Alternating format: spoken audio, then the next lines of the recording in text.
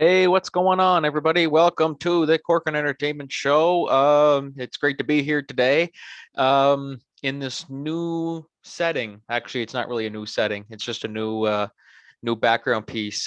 Big shout out to River Signs in Douglastown. Thank you guys for putting together this very cool backdrop. So definitely be sure to show them some support. Any of your sign needs or your any anything at all, really. They're the best in town for that. Um, yeah, we got a great show for you here today. Our guest will be none other than the jack of all trades when it comes to theater around here in Miramichi, Chris Matheson, who, of course, is the director at the Miramichi Valley High School Drama Club and also with CM Productions. Uh, Pretty well, he's the reason, like, I started this whole thing. Really, without his influence and his dedication to what he's done, and yeah, really just I owe it all to him. So it was an honor to have him on here today, and so we will talk a little bit about his theater experience, his upcoming projects, and we will also be talking about whether or not we think 3 hours is too long for a movie or a play, and we'll also be giving our thoughts on the whole Alec Baldwin Rust situation. And now, for those of you who watched, believe it was episode 3, we were supposed to be discussing this with Oland Dupuis in episode 4, but unfortunately, due to scheduling conflicts, he got delayed, so he'll be on at a later episode. So just stay tuned for that. And we figured we might as well just talk about this topic, because who knows, by the time we get to that, we might know a little more about what's going on with that whole situation. I mean, it's a tragic situation all around, and yeah, so who knows? It's hard to say what's going to happen, but we'll be talking about that at length, whether or not we think they should continue production or shouldn't. I think there's good arguments for both sides, so we'll definitely be giving our thoughts on that. And yeah, so let's just roll the intro and get this show on the road.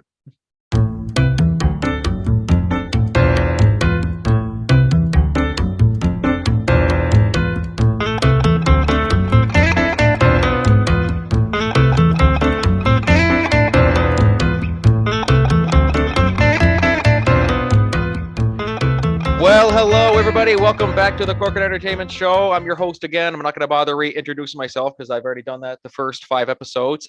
So here we are. We have our guest today, the man, the myth, the legend. I've mentioned him a few times on this podcast before, probably. The man who I give credit to for Corcoran Entertainment for, giving me a chance all those years ago when I was just a dumb little grade 9 kid coming into the drama club. Mr. Chris Matheson. Chris Matheson, how are you today? Good. I don't know. I might be the villain of the Miramichi, being given credit for the creation of the monster that is Franky Corcoran. Oh, geez. Yeah. No, well, it's a good thing. It's a good or bad thing. That's totally up to everyone's interpretation. So, so Chris Matheson, he runs the Miramichi Valley High School Drama Club, and he also runs what is known as CM Productions. For those of you local community theater goers around here, would probably have seen or heard of some of the shows that we've done. And I've actually acted in, I think, all the CM productions, right? I think pretty well all of them. Yeah. Yeah, that's right. So tell me, what prompted you to really start? So, you're running, of course, the Miramichi Valley High School Drama Club, and then there's CM Productions. What prompted you to want to run 2 troops at the same time? What was the ambition there? Well, I just like doing theater. I guess I should say I love doing theater. Love it. And I was very busy, obviously, with the drama club. At school, practicing after school, putting on, a couple shows a year.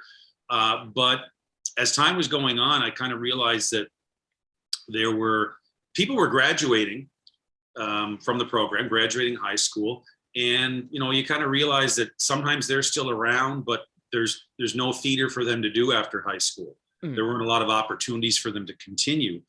And I guess it kind of started because in the summer, I had done a couple of summer shows with the drama club. And then it kind of morphed into, well, could I bring some alumni in so they could continue to do theater, which, as I said, they didn't have a lot of opportunity to do. And then that kind of morphed again into, well, wouldn't it be a great opportunity to have some of my high school students, my more advanced high school students, have the opportunity to work on a show or shows with alumni, and the learning opportunities that that might potentially create, and also give them more opportunities to act as well for students that were looking for more opportunities. So it just kind of happened out of a desire to do more theater and to provide some of my talented alumni, including yourself, opportunity to do more theater.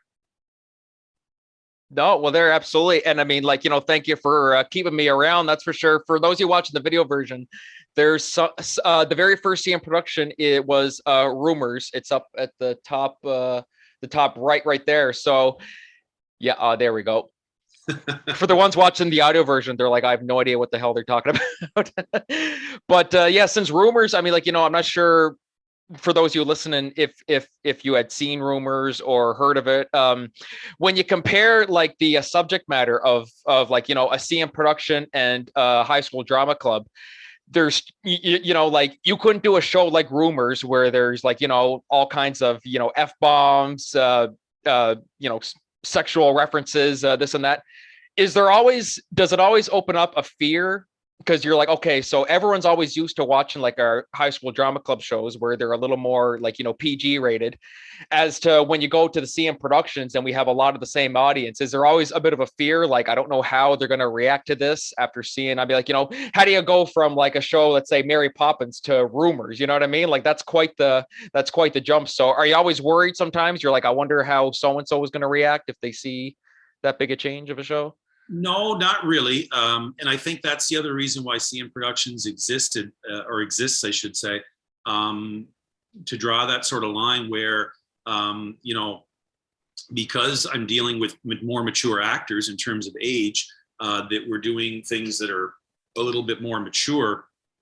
I don't think offensive in any way, just more mature, that might involve more, adult subject matter and themes and sometimes language. But so that's the main reason for the division, that it's sort of like this is the advanced MVHS Drama Club, because I think the two very much go hand in hand and work together and complement each other and support each other. But yeah, CM Productions does sometimes, not all the time, and not necessarily on purpose, but just scripts that maybe because of language or serious subject matter you wouldn't tackle in high school, you can. And I think, we're established now that audiences kind of know that. So if they come see a CM production, they know it's not the MVHS Drama Club. They know it's something separate. But to be honest, like in general, our audience here in Miramichi, I think they know who I am. So they know the difference. Yeah. I think when people come to see a show that I do, whether it's a high school show or a CM production show, they know they're in good hands. I guess they know that the material is going to be something they're going to enjoy, that something is going to be age appropriate and whatnot. And I'm always very careful to when in the advertising, if I feel that a show is a little too much mature for kids, that you tell people this is not for children, right? And oh yeah, and that's not just because of language, but it may be because it deals with, when I say adult themes, a lot of these plays, it's just that they are adult characters dealing with things that adults deal with that little kids might not be able to comprehend or understand. So, and talking how people talk in real life too, exactly. That's just the harsh reality. Yeah, it is the harsh reality. I mean, I don't shy away from material that way. I mean, I certainly wouldn't do something if I thought it was out and out, offensive, or if I thought that, I guess the big thing is you always have to know your audience, right? Absolutely. Whether you're talking about plays or you're a graphic designer or whatever, you have to know who your target audience is in terms of what you're providing.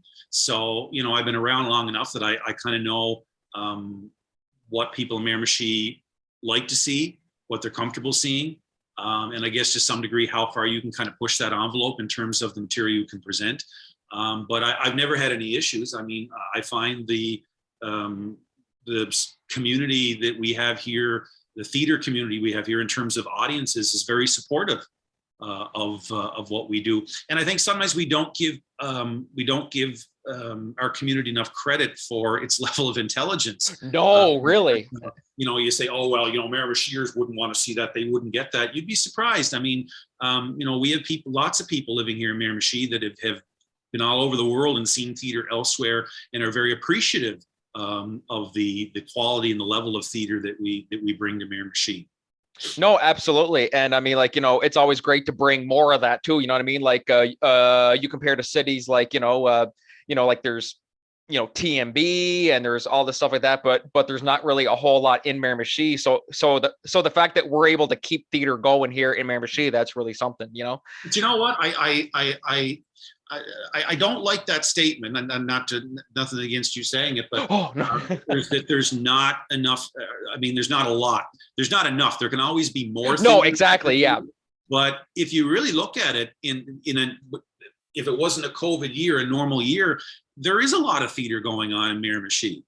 No, that's true. Exactly. Maybe that was kind of a bit of a. When you consider, we have 2 local high schools.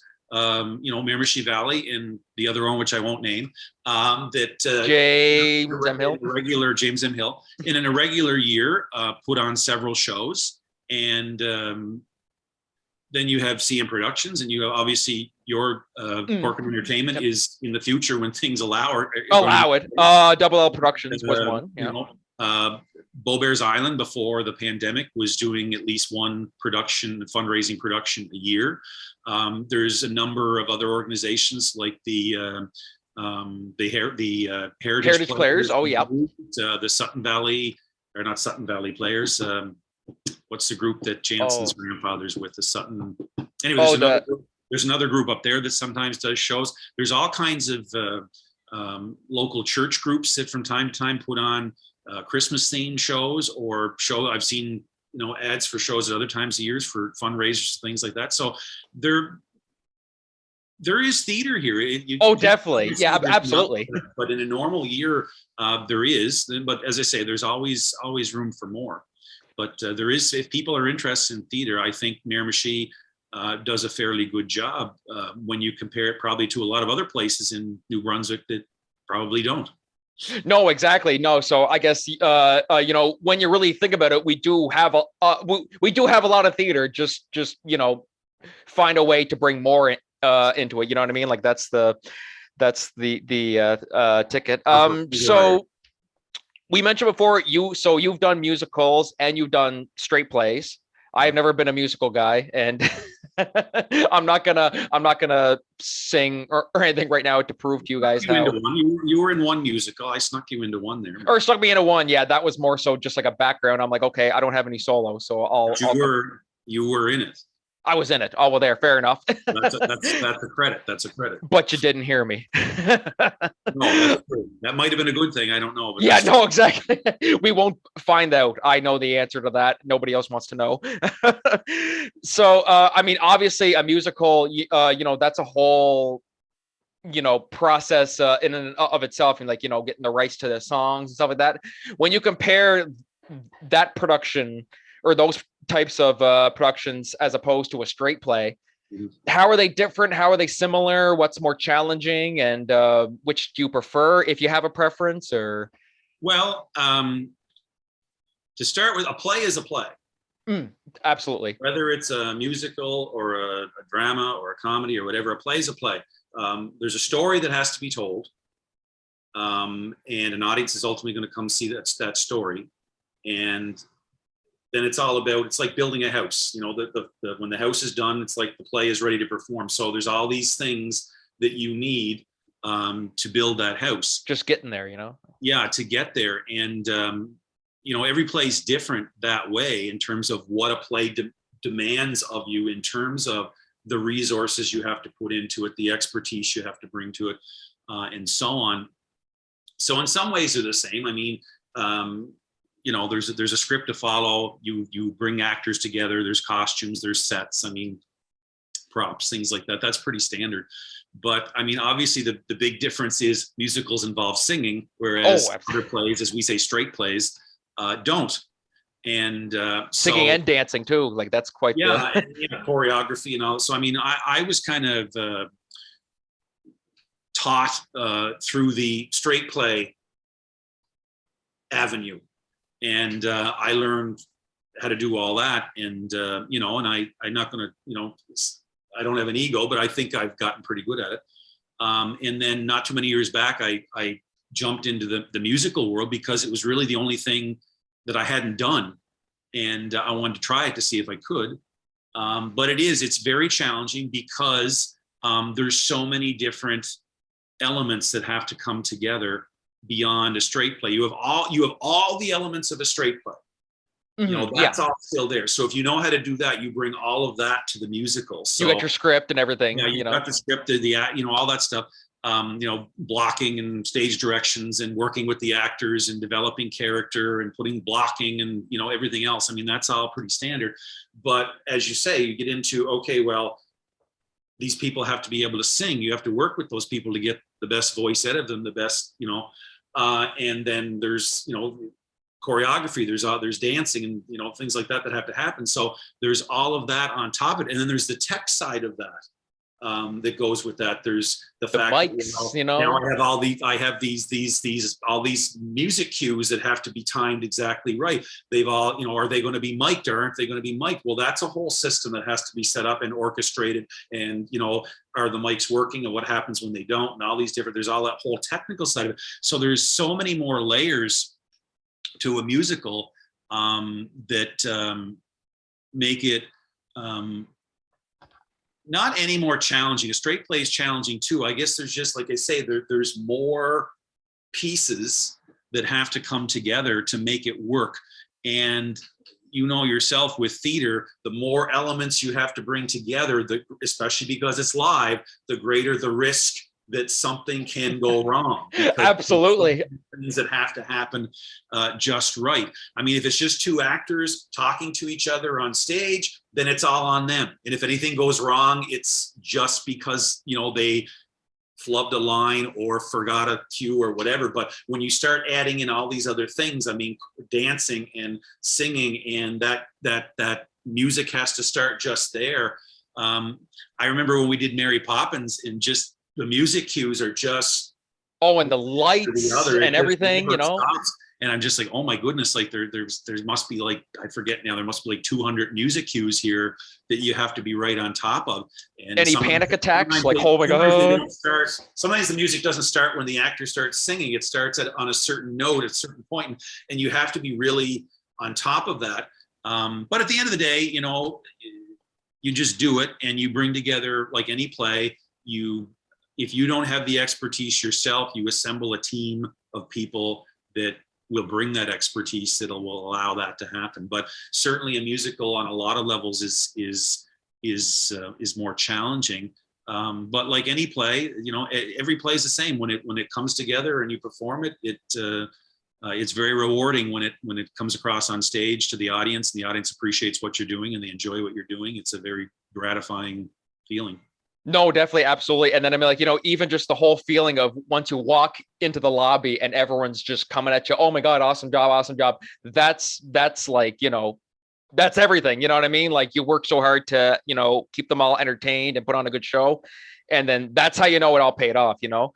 Well, yeah, there's two sides to theater, right? I mean, one side of it is a very selfish side, which is we as for me do it because we want that gratification of the process, which is very gratifying, but the end result, being able to say, hey, I helped make this happen, or I made this happen, or whatever. I mean, there's great gratification. And then the other side of it is when you see that people have gotten something from it, they've been touched by it or amused by it, or in some way just they've had an experience. They've come to see live theater and they've had an experience. And that's what live theater is supposed to do. It's supposed to give you, as an audience member, an experience of some kind. And when you see that, yeah, it's very rewarding to know that on some level that you've touched people somehow, whether it's, you made them happy, made them sad, or just helped them forget about the outside world for an hour and a half, 2 hours, whatever it is. No, absolutely. Is there ever one play in particular or one moment where the play was done and you kind of just look back and you're like, holy, or like, even if you're like, there's nobody in the theater and it wasn't a show night or anything, like you kind of look back at the set and you're kind of like, holy shit, like I did that. Like that was all me. Like, I mean, like, were there ever any moments like that where it kind of like, oh my God, like that's all me. You know what I mean? Like, yes, all the time. all the time. See, I'm one of these types that always expects, like, I hope for the best, but I always kind of go in not expecting the worst. But I guess I don't think I've ever, right before a show open, thought to myself, yeah, this is gold.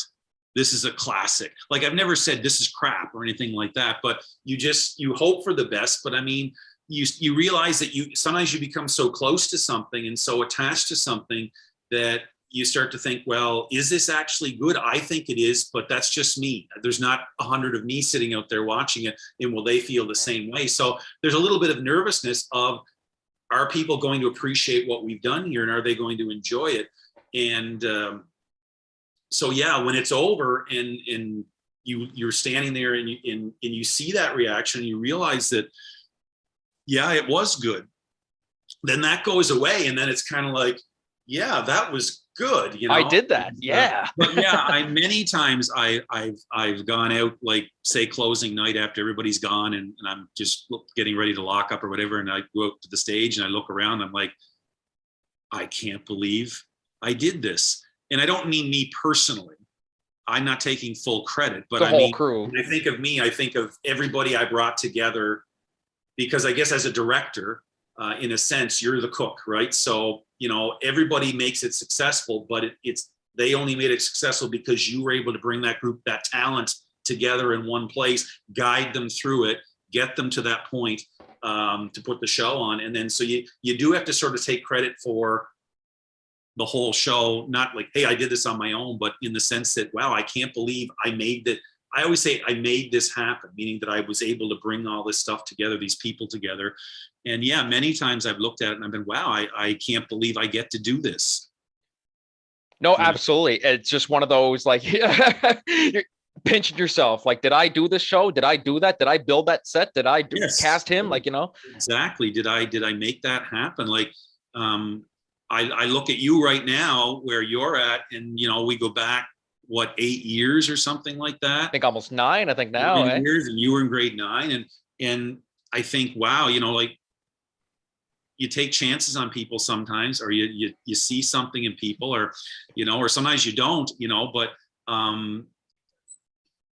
had I made one small different decision somewhere along the way, we might not be sitting here right now. This podcast might just be, the CM production show, you know what I mean? Like, yeah, no, it's very bizarre. But I think that that goes, for me anyway, outside the theater, to my profession as a teacher, where sometimes as teachers, we don't forget that the smallest thing that we do, the smallest thing that we could say to a student could have a huge impact on the rest of their lives. One decision, one day, me going into my classroom and having one bad day, even though I teach 100 kids, 99 kids might go out and go on their life as usual, but maybe one kid is affected by that, and it changes the rest of their day, the rest of their week, the rest of their life. I don't know, and I can't dwell on that, because you'd start thinking back on every kid you ever got. But, it'd be a 2-hour episode here.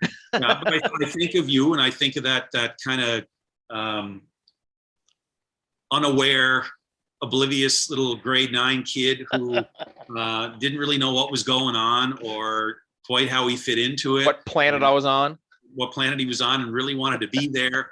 And if I had said after that first show, oh, this kid's got his head up his butt. He's dropping his pants in the toilet. He's doing this. He's doing that. He doesn't know. True story, folks. True story. You want me to tell that story? Yeah, sure. Go ahead. A Gibbs just listening like, wait, what? I think to me, I mean, you're one of my successes, Frankie. So I'll take that. Oh, thank you. Because in life as a teacher, kids are with us for a short time. They go on their way, and sometimes you never know. You never hear tell them, and you don't know how they turned out or what they're doing with their lives or anything. And so you don't know if you've kind of made any kind of difference, right? It's one of those professions where every kid doesn't come up to you at the end and say, thank you for what you did for me. Like it's kind of like you're part of their life for a small window, and then they're gone. So, I obviously I'm a part of your life even now, all these years later. So, I mean, I know what you're up to, and obviously I'm very proud of you and your accomplishments. But I did not pay him to say that, guys. I did not pay him to say that. It's true, and I'm saying it now because I don't often get a chance to say it in front of this audience of yeah. people, 5 people, 1 million people, whoever's watching this, Frankie's mother, whatever. No, thank you. I really appreciate that. Yeah. But anyway, like back in grade 9, so we're doing go back in time, tell a story. We're doing Peter Pan. What year would that have been? 2013. 13. So yeah, that's how I knew it was 9 years that I've been doing this, because 2022. So anyway, doing Peter Pan in the fall of that year, and obviously it was a big cast. 30 some people I think were in it, because I mean there was all these pirates and the lost children, and then even people backstage with costumes. Like it was huge. It was just a lot of people, and that was a good example of a show where as I'm coming into this, I'm like, sometimes you're like, okay, what did I get myself into? Well, there's so many people. There's so especially because it's Peter Pan. You want to do that justice, Is this all going to come together? And then you have like a dress rehearsal where you're just like, it's terrible, and you're just like, I remember Lloyd Cameron and I talking about that, like bad dress rehearsals where you're just like, oh God. But it always turns out. But anyway, so I don't know if it was dress rehearsal day. Dress rehearsal day. And I think we broke for supper or something, or in the afternoon. Anyway, I'm in the theater sitting on the stage, standing in the front of the stage by myself, going through my notes or something. And going through, holy shit, I made this. There's a side door and it's open. And I happen to see Frankie kind of file past and kind of look in the theater very awkwardly as he moves, I think. And I'm like, Frankie. So I kind of looked out, I kind of yelled out, Frankie, is everything okay? And he kind of comes in, he's standing up at the side of the stage, and he doesn't have his costume on anymore, but he's holding the pants for his costume. He's kind of khaki colored pirate pants, because he was one of Captain Hook's pirates. I'll have to pull up a picture for the video version here. Yeah. Did you have a name? Did your pirate? Keko. You were Keko. Yeah, that's right, Keko. Yeah, Keko went to Greco. Yeah. So anyway, I'm like, is everything okay? And he's looking at these pants, and I'm looking at him, and he's like, yeah, I was changing in the bathroom, because there was staff washroom across the hall. I was changing the bathroom, and I accidentally dropped my pants in the toilet. And I said, well, is there anything in the toilet? He said, no, it was flushed. I said, well, okay, well, take them home, get your mother to wash them. I think I remember more clearly. It was I dropped my pants in the toilet. Really? I remember that. Yeah, well, yeah, probably in the moment. But anyway, so, it's little moments like that where you're, in that moment, I'm thinking, okay, do I need this kid around? Like he's got his head up his butt here, but you were so enthusiastic and, and so excited to be there that, Gib enjoyed that. For those of you listening, I had to keep you around, and it just kind of went from there. But that's really kind of how your career took off, dropping your pants in the toilet. But if I had been like, no, this guy, I don't need this guy around, then that would have been it, because there were no other opportunities for someone like you at that point to do anything else. Well, there, like that right there. I mean, like, that's a story there for, for some of you viewers out there who are trying to find yourself out and, like not really sure, is something for me? Is it not? Just know that anything's possible if your heart's in it and you're enthusiastic, like that's really, that's quite the story. We'll have to put that into my memoir. I'll have to try and remember to put that. As a director, I've always been about taking chances, and that's sometimes that's on scripts, but sometimes it's on people too. So, I mean, it's just, sometimes you have a feeling or whatever, you just go with it, and you trust your instincts, and hopefully it turns out all right. And thus far in my career, he was Jon Favreau. I was Robert Downey Jr. That's how that turned out. Nobody wanted to hire him. There you go. And, I mean, obviously I'm not as rich as him, but anyway. I hope that came back around to whatever the original question was. Yeah, I can't even remember what we were on now, but yeah, no, I think we're still on the right track. This was great. Lots of viewers are finding out a lot of stuff about myself, and that's, I guess that's something. Yeah, this isn't a phone-in show because I get a lot more, but that'll be a 3-hour special that will be released sometime within the year. So if you were, I mean, like, obviously, me coming in as a first-time director with these one acts, hopefully coming sometime in the summer. If there's someone watching this who is aspiring to be a director, what would you give them as like a piece of advice? Like, like, hey, you're directing a show for the first time. This is my advice to you. What would you give? Well, having done so many shows over the years, like your resume is like, thank you. Yeah, no, I have done a lot of shows, and yeah. You should see his basement. His basement's got all the cast photos of every show. It's like he needs a new house now. Yeah, my wall of fame. Yeah. Yeah, I guess since you swore, I'll let one little bomb go here, and hopefully I won't get any trouble. But it's a quote I got from Ilke Silk, and she said it about herself, but I think it applies to me too. Is that I'm a bit of a theater whore.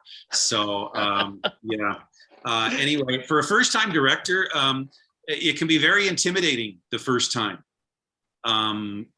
because you have no experience. I mean, maybe you watch somebody do it a little bit, but that's different than actually doing it yourself. So I guess for first-time director, the big thing, a couple big things. One is your choice of material. Make sure you pick something that speaks to you, right? You want to pick something that, in some way, I don't know, not necessarily that you relate to it because you had personal experiences or whatever, but that might be the case. Or it might be just that, the material is the type of humor that you like, or the type of drama that you like, or the type of music that you like. But yeah, pick something you like to start with. I mean, I know sometimes people will purposely pick challenging, this will be very challenging, so I'm going to try this. But there has to be something, a connection to the material where you look at it and say, yes, I like this. Yes, I think I can do something with this. Yes, I want to devote the next month or 2 months or 3 months or 4 months of my life to.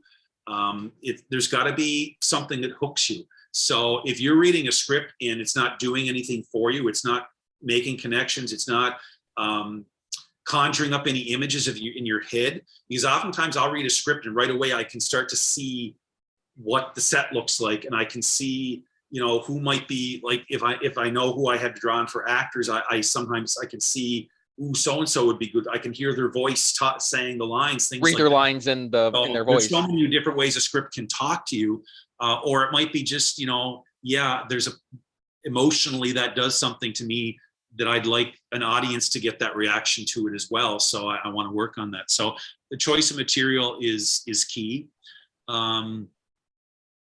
I guess the other thing is I guess casting is probably an important thing too. It's kind of going in with an open mind and really listening to actors and watching actors when they're auditioning. And like I say, sometimes taking chances. Sometimes it's the sure thing. It's certain roles that, it's got to be that person. And sometimes it's just, I don't know what it is. I can't put it into words. There's something about that person's audition that I'm going to take a chance. I think they can do it. And so taking chances. And even in my theater arts classes and stuff, when I talk about introducing them to theater, I said a big part of theater on stage is taking chances, because frankly, stepping foot on a stage is taking a chance. So you just build on that, right? Trying to portray a character, acting with other people, singing a song, whatever. It's all dancing as part of a group. It's all taking chances on stage. So as a director, we give that advice to other people, but I think we have to do it ourselves too. We have to be willing to take chances and experiment to find what works. And then the third thing would be to listen to your actors. Once you've got everybody assembled, and not just your actors, if you've got set designers or if you've got people making your costumes, whatever, it's listening to everybody and their ideas. Because to me, theater is a very collaborative thing. It's a group process. And I feel like when the dust settles and the show is done, everybody involved should feel the pride of saying, I was part of making that happen. As a director, you have to have an overall vision. It is your show. Unless you've been brought in by some group or somebody else to do it, then it's kind of their thing. But be open to criticisms, or it starts with you, right? Yeah. And obviously with me, it does. And with you, it would with Corcoran Entertainment. So if it starts with you, meaning I'm going to do a play and then you go from there, then it's your vision and you have to stick to that. Yeah. Because you have to know what you want. It can't just be a ship bobbing in the water with no rudder, no direction. But for everybody to know that, hey, you know what? If I have an idea, hey, Madison, I have an idea here. What about this? And 9.9 times out of 10, I'm like, okay, let's try it. Just see what happens. You know what I mean? Like, everybody kind of knows my philosophy is, if I like it, I'll say keep it. And if not, then I'll just say, no, I don't think. And you know what? People respect that, because more often than not, frankly, I will take it, because I find if you get the right group of people and they're invested in the show and they really want to make the show happen, then usually their ideas are pretty good, right? So you can take them. And sometimes it's like they might have an idea and I'm like, okay, that's great. Now, what if we took that and did this, and it becomes two ideas? Collaborative, and sometimes the best moments will come out of those discussions. So I think if you do it right, actors feel comfortable sharing, the tech people, the costume people feel comfortable sharing. But at the end of the day, they know that it's your show overall, and they know that maybe you're not going to take the suggestion, but they at least know that you respect them enough to listen to it and consider it. So. No, exactly. I'm sure this would be another big long book if I went through some of the lines where we're like, hey, it's okay if I say this, and you're just like, no, you're not saying that.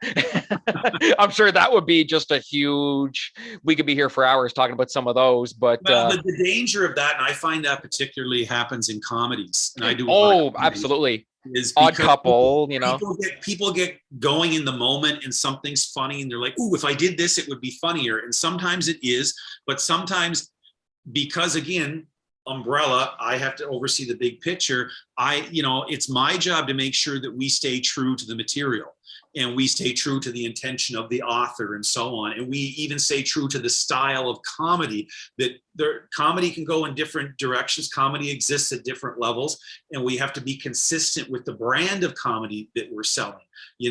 If it's not slapstick, if it's more of a highbrow, intelligent comedy, you can't be doing pratfalls on stage, because that doesn't, the guy can't drop his drawers for a laugh, because no, this is more intelligent. No, exactly. So you kind of have to know sometimes, like an actor will say that and I'll be like, no, that would be pushing it too far. Right. Exactly. That would be losing sight of who your character is and staying true to your character. So, and that's a job of a director, is sometimes to, loosen the slack on an actor to explore directions, but sometimes to tighten the rope and say, no, come back a little bit. You're going a little too far in that direction. No, definitely. And that's a really good way. Especially for comedy too. The audience is laughing their heads off. You're like, okay, they're going to love this. If I say this, it's like, well, no. You got to stay true to your character, stay true to the story, and don't, you're John, the character, you know what I mean? And you're going to straying too far away from that. And you're whoever the actor's name is, Franky, let's say, Franky, your character's name is John, that's not something John would say. That's something Franky would say. You know what I mean? So there's always that. You don't want to diminish the laugh by taking that one moment and then doing all these other things to it that weren't originally there. Because if that moment wasn't funny enough on its own, the writer, if he's good, would have added things to it to make it funnier. Do you know what I mean? No, exactly. All about the delivery too, and yeah. Sometimes you tweak it and you find something that elevates it, but like you say, you got to respect the character and you got to respect the material. No, absolutely. And that's a great way of putting it. So, what's next for you theater wise? I mean, like, of course, I mean, like, I know what's next for you theater wise, because I mean, like, we talk all the time, but for any viewers watching, like, I mean, like, obviously COVID has had a huge effect on, like, the MVHS Drama Club, CM Productions. Couple productions were pushed, delay, all over the place because of all this. So where can people expect to see you next or hear from you next? Or Well, as of right now, the only thing I have in the works is with CM Productions. We are working on a comedy, a Neil Simon comedy called The Star Spangled Girl, which stars Taylor Blackmore as the Star Spangled Girl, and the other two characters. Basically, it's I don't want to say it's like The Big Bang Theory, but that's what people are going to immediately say. But it's basically two buddies who live in an apartment, and they're kind of like sort of post-university, early 20s, and they write this magazine where they're basically critical of the government and how government runs, and kind of that age where people think they know how the world works and stuff. And then this beautiful girl moves in across the hall, and one falls in love. It's just that sort of one guy's love mad triangle with her, but she ends up in love with the other guy. I don't want to give too much away, but anyway, there are those elements. And of course, Taylor Blackmore plays the girl, and the two buddies that live next door are played by AJ Turcotte and an unknown, I believe his name is Franky Corcoran. So I never heard of that guy. Never heard of him. What the hell is he? So anyway, it's exciting. We've been working on it since the fall, because originally we were going to do it in the fall, and then with COVID changes, we moved to February. But then, of course, with more COVID issues, we've moved it to the spring. I'm not going to tie it down to a date right now, just to say that it's coming this spring to a theater near you, I hope. It will be coming at some point. It could be Cineplex, it could be MB. I don't know where it's going to play. It's when things open up and it's safe to do it, and audiences will be comfortable coming to see it. And so that's on the horizon. And all three of those people I've named, including yourself, are all Miramichi Valley High School alumni, which is what makes these shows special, is because feels like we never left. Yeah, you guys are still able to work in something you enjoy doing, even though you're not in high school anymore.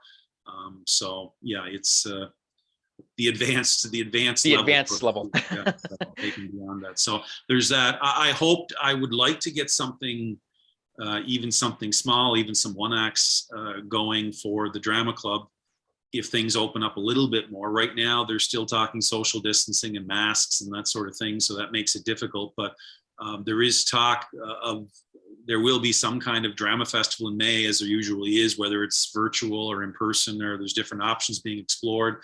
It'd be nice to have something to present as part of that, but right now things aren't quite loosened up enough yet to make that happen. So I'd like to get something on for the end of the year, at least, to kind of get things back up and running, so that we start kind of building capacity again with the drama club, because we really haven't been able to do anything for the last year and a half because of COVID restrictions.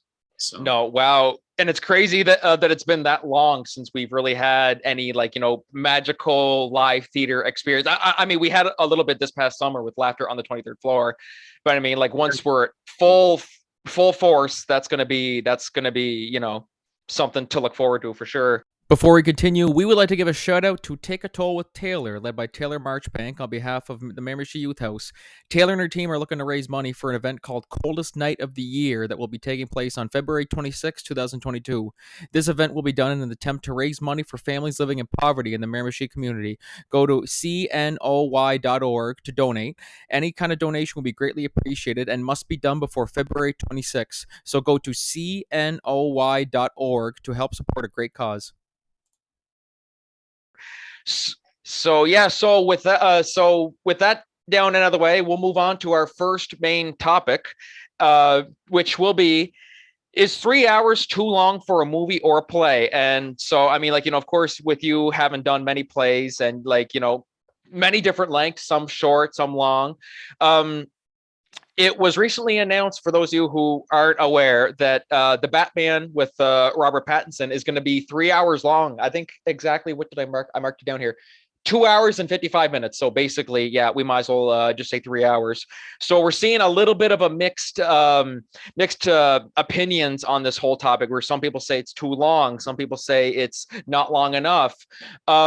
What's your opinion on, I mean, like, of course, as I mentioned, haven't done so many plays, long, short.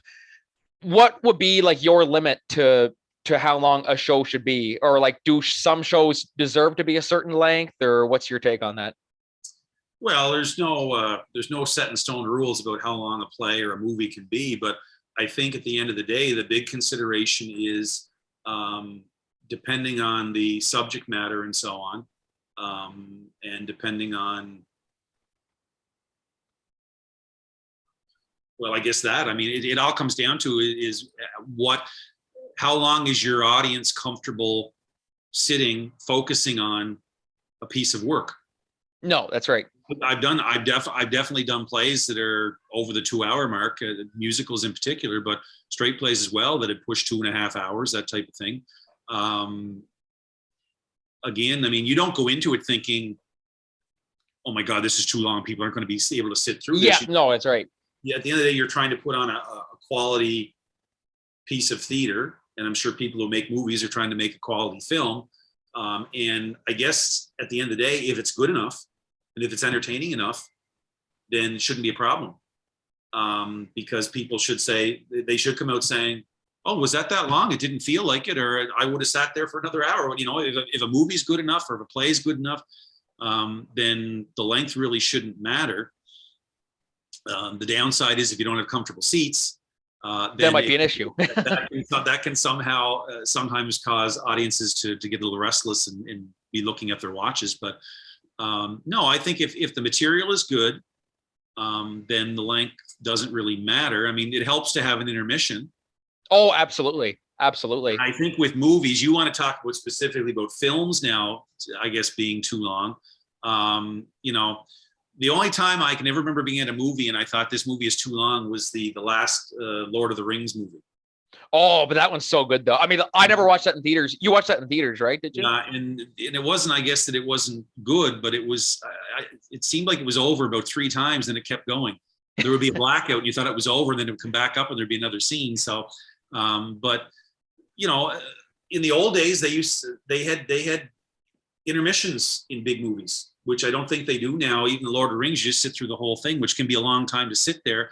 And unfortunately, what happens is people end up getting up during the movie and going to use the bathroom or going wherever. But in the old days, you go back to the 1950s and before that, even I guess into the 60s, some movies that push the 3 hour limit or beyond that in some cases, they would have intermissions. There would be intermission music that would play while where you were taking your break and things like that. And then of course, back then they didn't want you eating in the theater, so the intermissions were a little bit longer. But yeah, so that was kind of built in. But yeah, I think if your product is good, then the length really shouldn't matter. And if you're worried about people's bums getting sore in seats, then throw an intermission in the middle there to. Heck, throw 2 intermissions. I mean, some plays, if you look at them, longer plays are set up where they do have multiple intermissions in the play. So, I mean, the only problem is the more breaks you give an audience, the more chance that you kind of have a harder time getting them back into the show once you do come back again. So. No, absolutely. And I mean, like, I mentioned this, I mean, like, Jansen and I were talking about when he was on how we went and saw actually, you and I have seen quite a few Broadway shows. I mean, like, but the 2 in particular that had a long run time was To Kill a Mockingbird and Oklahoma. I think they had about roughly the same amount. If you had to compare the runtime of those 2, where I mean, like, like the other ones we saw, they were only about an hour, 30 minutes, something like that. I think To Kill a Mockingbird, I think was close to 3 hours. Oklahoma, I think, was 3 hours, if I remember correctly. If you had to compare those 2 shows, is there stuff that you tweak? Like, okay, Oklahoma, I take all this part out, or To Kill a Mockingbird, I take this out and add this in, or how would you? Well, those are 2 good examples to compare since we have that shared experience. But with To Kill a Mockingbird, every aspect of it was so meticulously executed. Oh, absolutely. It was so skillfully done in terms of the direction, the acting, everything about it. and the actor who played Atticus Finch, Jeff Daniels. Yep. Jeff Daniels. I kind of went into it going, geez, Jeff Daniels, because I mean, I haven't really seen that many Jeff Daniels movies, and the one that always pops to mind is Dumb and Dumber. That's literally the first thing I thought thinking, of. Okay, so the guy from Dumb and Dumber is going to play Atticus Finch. And, you know, I've seen the Gregory Peck movie, obviously, and Gregory Peck was a fantastic Those actor. are huge shoes to fill, too. I mean, like, you know, film and theater, it's two different entities, I guess you could say. Gregory Peck could read the phone book to you, and it would be mesmerizing. But so I went into that not knowing what to expect, but it was entrancing. Like, you just couldn't look away from it. Every moment, I was literally sitting on the edge of my seat, leaning forward, watching it, because it was just so amazing. And it didn't feel that long at all. Now, Oklahoma, on the other hand, it was sort of a modern interpretation of the Rodgers and Hammerstein musical. I don't want to get into trouble and say too much, but I didn't like it. I hated it. Well, no, me and Jansen did talk a little bit about this on the first episode. He gave his honest opinion on it, so feel free to. I didn't like the feel, the tone of it, the interpretation of it, everything about it did not ring true for me. I understood what they were trying to do. I understood, you know, let's take a fresh take on this for a new audience, a new generation of people coming to see Oklahoma. Let's dispel that sort of Old West mythology of the Old West and the romanticizing of the Old West and things like that. I get that, but, you know, I know that's not what Rodgers and Hammerstein intended. It was escapist entertainment, which theater often is. So it felt every second of its length for me. And that's like anything. That's no different than sitting through a movie or a TV show. I know last night I was going through Tubi. I don't know if anyone watches Tubi. It's a free version of Netflix, but they have a lot of old movies and stuff on there. And I put one on, and after 5 minutes, I was like, I can't get into this movie. So I turned it off, you know? So, I mean, people are like that. There's sometimes if you can't get hooked and get into something right away, it's just, and with that show, I just immediately, as soon as I walked in and sat down, the whole feel of it before they even started, I remember sitting down, looking around going, oh, like what did I get myself into? I'm like, oh, I have made a terrible mistake. And that's a show we were almost late for too, because the traffic in New York was race to get to that show. And anyway, it was what it was, but it felt every bit the length to me, because I just couldn't get into it. I didn't enjoy it. You know, you can't control that, because, you know, you and I could go see the same play and it could be 5 hours long, and you could be like, that is the most life-changing thing I've ever seen. And I could be sitting there going, I don't get it. I don't know. Yeah, no, definitely. And that's honestly probably the best part about this stuff. It's all subjective too. Exactly. It brings up two different sides of the. Yeah. But I thought, I mean, like, you know, you also, you know, a show like Come From Away, which was about an hour and 30, 40 minutes, something like that, that had no intermission. And part of me was like, I would have watched that for the length of Oklahoma with no intermission. I would have watched that show for 3 hours, no break. You know what I mean? Like that's a different. Well, it's a tough choice sometimes, because I've been to shows where there've been intermissions, and I've been to shows where there haven't, shorter shows, longer shows. But, you know, making that choice, because with an intermission, it's a break. Yeah. In the narrative, in the action, in the energy of the play. It's like a blackout. Stuff's happening, and then boom, everything stops with a blackout. Yeah, exactly. And in a play, if the blackout happens, then you go to another scene. Well, that other scene better start out really strong to keep you going. But when it's a blackout and then the lights come up and it's like, okay, go pee now or whatever, it just takes you back into reality. It takes you out of that world that the play is creating, and you're like, it's like a tire deflating. Now, exactly. If the play is really good, if you're enjoying it, then it's okay, because you can't wait to come back and see the rest of it.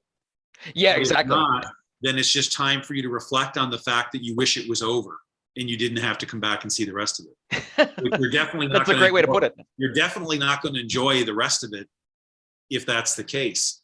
So it's a tough call. And then there's the financial aspects of intermissions where it's like, okay, there's a canteen set up in the lobby. The sales from that help pay for the show and things like that, where there's a need to have it, right? So, but yeah, with Come From Away, you didn't need an intermission. It just, if the time, that time flew by.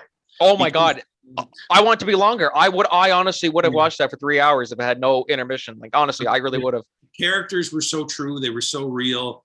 The songs, and I think because it was set in a recent time period, connected to an event that we all knew about, related to, I guess, on some level, most of us anyway, and that it was Canadian. I think part of it too was it was set in Canada, right? Just so hit home for us. It made me homesick watching it. I'm in New York watching a play that's set in Newfoundland, right? So I mean, you're kind of like, wow, that's pretty cool. And they just referenced Tim Hortons and whatever, but Chappers. Yeah, exactly, or going to the Legion or whatever. So it was just very kind of real in a way, and the actors were just so skillful in making it real through the just being true to the characters in their performances that. It flew by. Oh, so, absolutely. And movies can be the same way if they can just, they just transport you if they're really good. So. No, well, they're absolutely. And I mean, like, I'm trying to think of if what the runtimes were of the other, because the other three shows you and I saw on our previous trip was Play That Goes Wrong, Anastasia, and Aladdin. I can't remember what I don't think they were too long. They had intermissions, but I mean, like, Play That Goes Wrong, I'd watch that all day. Yeah, I would watch that all day. That would have been under 2 hours, a little bit under 2. The two musicals you mentioned, they would have been over 2 hours for sure. Most musicals are. No, definitely. I mean, there's very few movies and plays that deserve to be that long. I mean, like, all of Martin Scorsese's movies, they're all like, if you binged all those, you'd be there for days.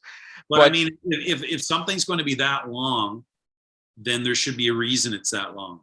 Exactly. Yeah. Right, because you legitimately need 3 hours to let that story evolve and unfold in a way that doesn't seem rushed. Yeah, exactly. But also doesn't seem like you're taking your good old time in getting there. But then, of course, I've seen movies where I'm like, okay, you could have took that half hour out of the movie and you wouldn't have known the difference. No, exactly. Right. Or a movie, yeah. Movie like Avengers Endgame. I mean, like, a lot of people say that was way too long. It was like 3 hours on the dot. I'm like, no. I wish it was longer, because that was wrapping up 18 movies. You know what I mean? Like, that's one of those ones where I'm like, yeah, no, the runtime was completely justified in that. But so I mean, like, looking at the new Batman movie, I mean, like, obviously we don't really know what to expect with this one. I mean, like, of course, Robert Pattinson, Matt Reeves, Andy Serkis. I think we're in for a good time. But I mean, like, if you're looking at this a month before it's released, are you thinking it's too long, or is it kind of like, no, we'll see once the movie comes out, we'll see how it turns out? Or well, I think when you're, it can be a good problem or a bad problem. But I think with that particular movie, and I don't know that much about the movie, because I don't follow those superhero films. But I think when you're bringing a new actor in, it's risky to play a known character like Batman, who's been played by all these other actors. You're almost starting your own story. So unfortunately, especially with superhero movies, you get bogged down because all of a sudden there's all this exposition where you've got to set up your world, because this is the first time we're seeing your take on Batman. Yeah, exactly. Yeah. You've got to tell us who this Batman is, who this Bruce Wayne is, what this Gotham City looks like, who this Commissioner Gordon is, Robin or whoever else is in it. You've got to set up these characters and let them. You can't kind of jump in too quick, because you got to let them sink in a little bit for the audience first because a lot of people are going in knowing about the other movies and the other Batman, and well, okay, you're not Michael Keaton, or you're not Val Kilmer, or you're not George Clooney, or you're not Christian Bale or Ben Affleck, or Ben Affleck or Adam West or whatever. Oh, Adam West! Oh my God, can't forget Adam West. Absolutely can't forget. You cannot forget him. He's up there. Anyway, yeah. So you've got to do that, and I think in particular superhero movies always struggle with that, because there's a mythology around these characters where there's a backstory, and you've got to tell that story. How did Superman come to Earth? How did he become Superman? And, Yeah. And by the way, for you superhero fans out there, if you want to see, in my opinion, the best movie that has ever tackled that issue of we have to establish this superhero in his origins and tell that story and then bring him into present day, then you've got to see Richard Donner's original Superman movie with Christopher Reeve, because 1978, is that 1978, I believe, is right. Yeah, 78.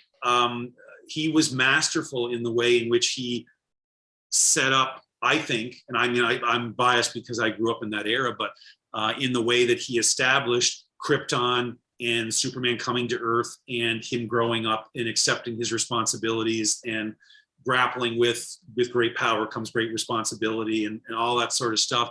And just with such reverence for the material. And, that to me set a standard, which all these other movies that come after, they have to live up to Richard Donner's bar and try to surpass that. And they owe a debt to him for even creating a superhero movie that could do that. No, right? Exactly. And I mean, for the Batman, I mean, Matt Reeves, great director and everything. Robert Pattinson, I think it is a great choice. I'm not ready to say it's too long or too short or not long. I'm not ready to say that. I think once I see the movie, then it'll be easier to, I'm willing to sit in that theater for as long as, as Matt Reeves wants us to, you know what I mean? But I mean, it's definitely brought up a lot of questioning where people are wondering, oh, this is too long. So, but I mean,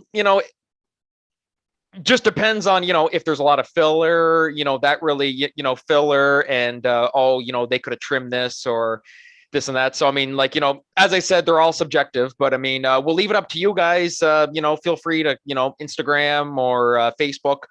Do you think 3 hours is too long for a movie or a play? Are you looking forward to the Batman? Now that you know what the runtime is, definitely be sure to let us know.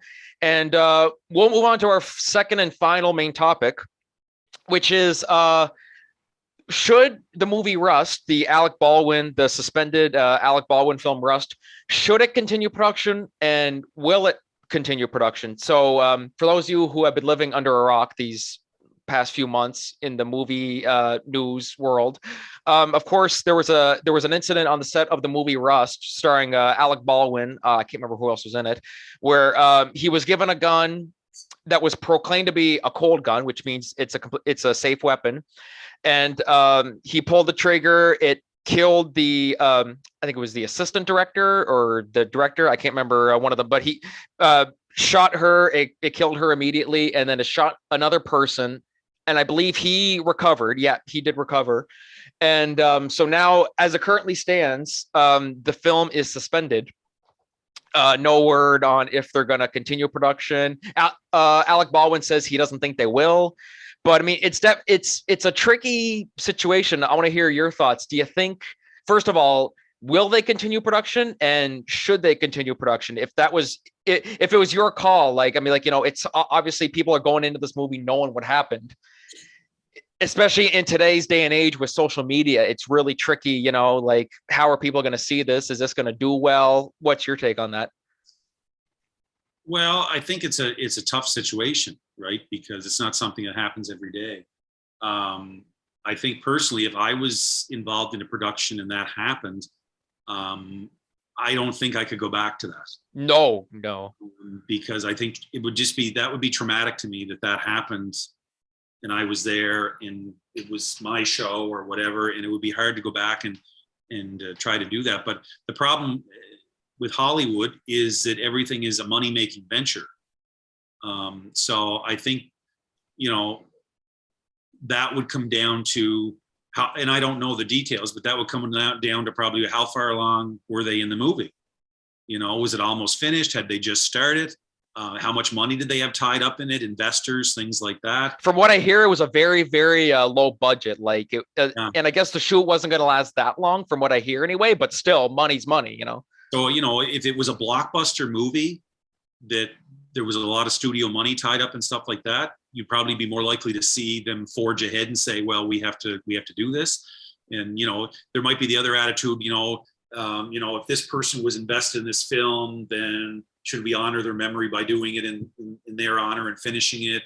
There's different, I suppose there's different ways to look at it, but I think based on the controversy surrounding that and the way that accident occurred, I think it's going to be kind of the process, the investigation. I think everything else is so prolonged that I think by the time it's all kind of settled and done with, they may just not want to move on with it. And I think, I can understand that. But at the same time, if they said, yeah, we're going to forge ahead, I would understand that too, because I get that Hollywood is a business, it's an industry. And although people make movies for the joy of making movies, they're also making movies because they've been hired to do it. There's a production company, a studio, somebody who's, going to make money if they make money or lose money if they don't. So, there are always those kinds of considerations. But it's a tragedy. I mean, it's absolutely, like that happening. And how that happens, you know what I mean? Like the fact that a live round ended up being, I mean, like, then again, I guess people will use live rounds for certain scenes and stuff like that. But in today's day and age where somebody can very easily just in post effects throw in a muzzle flash and a gunshot, you know what I mean? We're in that day and age where that can, it's unnecessarily dangerous, I mean, using blanks in film has gone back to the earliest days of silent movies. I mean, absolutely, a way of doing things, and it's a natural way, and it's obviously a cheaper way because it's more expensive to superimpose special effects and things like that. So certainly that's an easier way to do it. And why wouldn't you when it works? And it's more natural for the actors as well because they can feel that gun, they pull that trigger that feels like the gun has fired, so they get those, they can play off those reactions. And certainly in the world that we live in, the problem is, yes, there are safety protocols in place legally. Nobody wants to get sued or anything like that. So you want things to be safe. There's all kinds of training. Those kinds of props are not just laying around for anybody and their dog to pick up and play with. I mean, there are property masters, there's sign-out procedures, there's inspections that have to be done. I mean, there's a whole list of things that would have to happen on that morning before that gun even got into Alec Baldwin's hand. Yeah, absolutely. Inspected, Sure that gun was safe.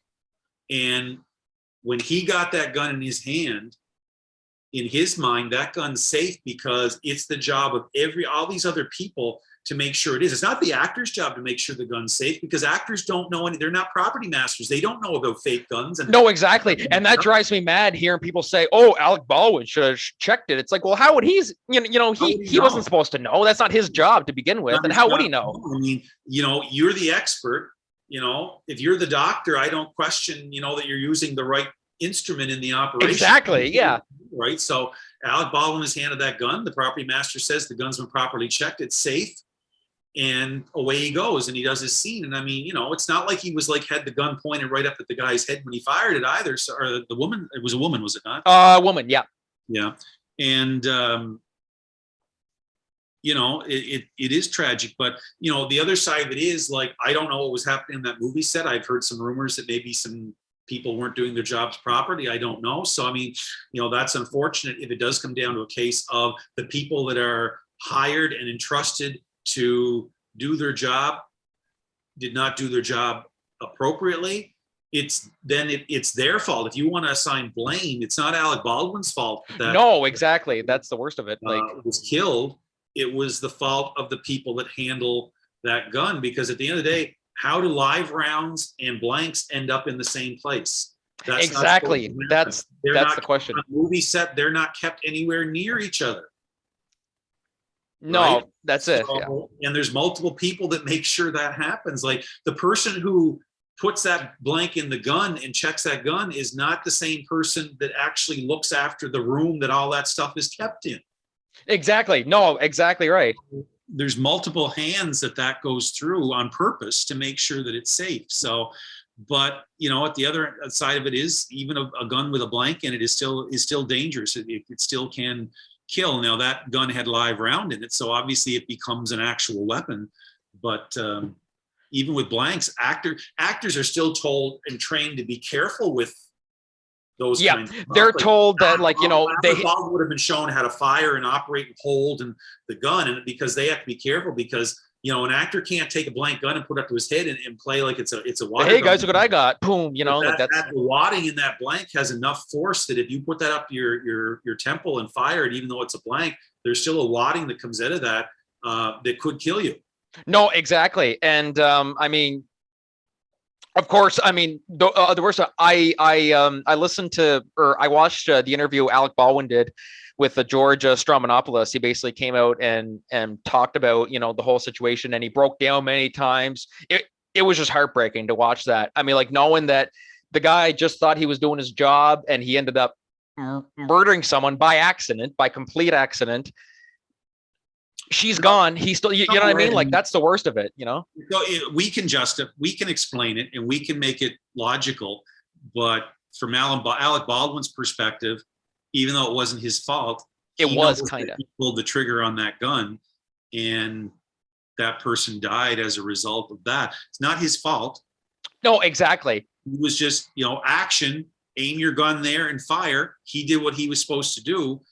That was the consequence. You can't predict that, right? No, exactly. He's supposed to fully trust, the prop supervisor who is, and the assistant director.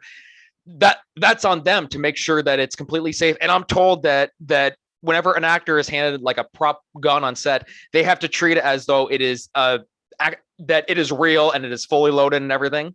Yeah. And it's just it's really a tragedy, this whole thing. But in my opinion, human nature to feel guilty in that situation. Oh, absolutely. Somebody else in that same situation, even though they're telling you, hey, it's not your fault, it's the result of somebody else not doing their job, you're still going to say, yeah, but I pulled the trigger, and I know I didn't aim at them to do that, but still, that's what happened. You're going to feel responsible. You're going to carry that guilt with you for the rest of your life. So I have great sympathy for Alec Baldwin. Oh, absolutely. Because I'm sure it's traumatic. I mean, some people, that kind of trauma, that would, frankly, mentally, they would never be able to come to grips with that. No, exactly. And I mean, I remember watching that interview. I'm like putting myself in his shoes. I'm like, if that was me, I honestly don't know how I'd be able to live with myself afterwards. Like I'd go into a dark room and I would just, it's just, and you can't go back. You know what I mean? Like that's the worst of it. It happened. She's gone. You're still here. Wasn't your fault, but in your head it was, you know what I mean? So there's, it's just, I feel so bad for him, and especially watching that interview. But in my opinion, if I would say no, they shouldn't continue it with just with today's social media, and everybody knows everything about it now. Like, you know what I mean? I mean, like, yes, sure, there was a lot of money tied up into it. And I mean, even though it was very, very low budget, money's money, of course. But I mean, at the end of the day, no one's going to be able to look at this movie and just see just a Western movie. They're going to go into it and know what happened. And it's, and like you said, it is tricky because there is a lot of money tied up into it. But I mean, I just can't picture it with today's social media and how the world is now. I just can't picture a movie like that going over very well. You know what I mean? Like, it is a tough situation. Yeah. And I think that's more the reason why it probably wouldn't go ahead. I mean, in the old days, frankly, I mean, she wasn't on screen, right? Yes, that's right. So, I mean, you could replace her and move on. Even with actors, you could recast and move on. But given the world we live in now and the social media attention, the bad publicity, I guess, if you want to say, probably makes it less likely. Yeah, exactly. I saw a couple people. Alec Baldwin, again, with what he's probably dealing with, and because of the nature of the accent, he couldn't go back. I can't picture him wanting to go back into that. So no, my God, no. Like I mean, he even said, I doubt we're going back to it. Yeah. But who knows? That could be him saying, yeah, they want to, but I'm not going back for sure. But I see some people comparing it to the Paul Walker situation with Fast and Furious. They were about 80% of the way filming through his last Fast and Furious movie, and then he died. I see people comparing to that. I'm like, well, no, that's different because he didn't die on the set. That car accident that killed Paul Walker, that had nothing to do with the Fast and Furious movie. You know what I mean? This is something where they were rehearsing a scene for the movie. It's not really a good comparison. You can't really compare it. You know what I mean? But so if you had to give just an answer, I mean, should they continue it or will they continue it? what's your final answer? Like what yes they should, but I don't think they will. Like what do you think? Well, I again, it's not my choice, and it doesn't. I wouldn't be offended either way. I would, like I say, I would understand. I understand that there are different viewpoints. There's obviously personal, emotional issues, aftermath of that, but then there's the financial side of it, which I understand. There's the the fact that all these people need work, right? And if you shut up, especially in the pandemic, like work and stuff. So, what do you do?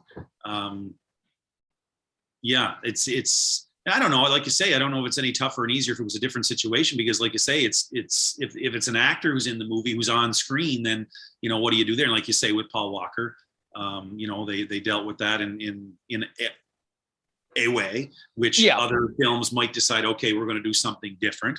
I remember the movie Gladiator with Russell Crowe. I don't know if you've seen that movie. Gladiator? No, don't think I have. No. He played a gladiator in ancient Rome, but they were almost done the film. And there's a British actor, Oliver Reed, who played the slave owner in it, and he died during the production. They shot one day, and that evening he died.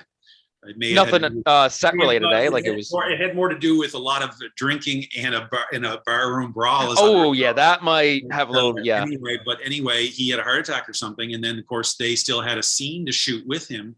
So what do? So they end up using like unused takes and some computer animation and shooting from a stand-in from behind and things like that to finish that last scene. So, but in that case, I mean, the movie was almost done, and he had finished most of his role. No, so it's like you kind of have to, you know what I mean? Can't just shut it down then. You kind of do it then because, do you recast when they've done all that? So again, every film, I guess that just shows that every film's different. Just like it would be no different if it was a play. If something happened to an actor in your show or someone working, your tech people or your costume people or whatever, something happened to somebody, what do you do? It's a tough choice. And I don't want to get into it, but you and I were both in a show where there was a death, and we had to make that decision as a group as to whether we proceeded or not, and we decided not to. So I mean, and that was tough. So I mean, every show, every production, everything's different. So no, definitely. I mean, like the people involved. Yeah, for me, I'm gonna say no, they shouldn't, and no, I don't think they will, because I personally just can't see Alec Baldwin wanting to go back. You know what I mean? Like that's just too, like, I mean, whether they just like, okay, well, he's not in it, so we're just going to recast him. I mean, like that's a Hollywood way, I guess. You know what I mean? Like it might sound distasteful, but they're like, hey, we got to get this movie done. But that's just my opinion anyway. And I mean, like, like I said, there's many different angles to this. Like, someone could say, no, they should to honor her. Or, I mean, like, it's really tricky, but we'll leave it up to you guys and, let us know on Instagram or Facebook. What do you think? If this was you in that position and you had to decide, oh, okay, we're already midway through shooting this very, very low budget film. Do we continue? Do we just call it a day? There will definitely be many different sides to this, but definitely be sure to let us know your thoughts on this. So yeah, that will do it for the show today. Chris, any final words you'd like to say before we sign off? So when will I be getting paid for this? So yeah, that's a good show. No, moving on. No, I just appreciate you asking me to appear on your fledgling season of your new podcast, and hopefully you'll have many more. And I hope I didn't ramble too much, that I made some sense, and hope all you people out there listening enjoyed, and hope that you'll continue to support Franky and his podcast and his other endeavors as well, moving forward, because he's working on lots of different things. And I'll give a shout out to my two sons if I can here. Oh, absolutely, yes. So Case Herschel and Tristan are watching. They're my two greatest productions. So if they're watching, hey, look at me. I'm on this. I guess I'm famous now. Is that what this is? Now that I'm on the Franky. Yes, it's true. I'm gonna call CBC, and this is and I'll try and get this on CBC. Gib, can we make that happen? So I was nobody up to this point.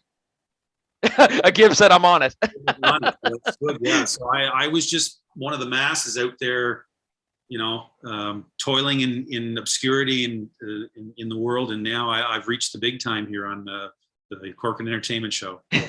This might go something somewhere. Maybe I'll call 95.9. We'll try and get something worked out there. So thank you very much, everyone, for tuning in this week. I'd like to thank my guest, Chris Matheson, a Gib, my techie, a Gib. Feel free for those of you watching the video version, if you want to pop up on there. I think he's just a ghost.